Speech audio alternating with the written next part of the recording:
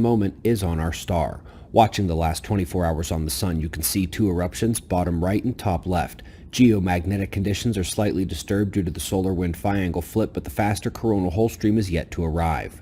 We had an M-class flare yesterday following a long-duration C-class flare, and we'll watch both of those more closely here.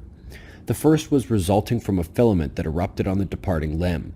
The filament we had put on watch several days ago while it was facing Earth. It waited to erupt.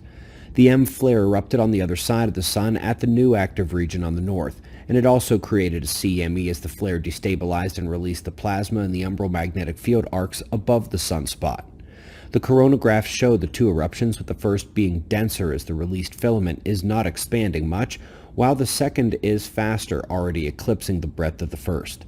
We'll continue to monitor the sunspot groups as there are several on the Earth-facing side of the sun at the moment.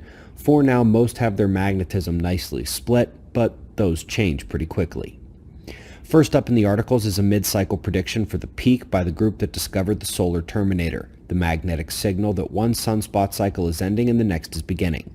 They still predict a very large peak to the cycle this round, peaking late next year and in 2024. And at the high levels they predict, the eruptions on the sun will be more than twice as numerous and much larger than what we've seen the last several months. Not great news with Earth's weakening magnetic field. Poking a bit of fun at climate science up next, a phenomenal reduction in key pollutants has made the air cleaner and warmer.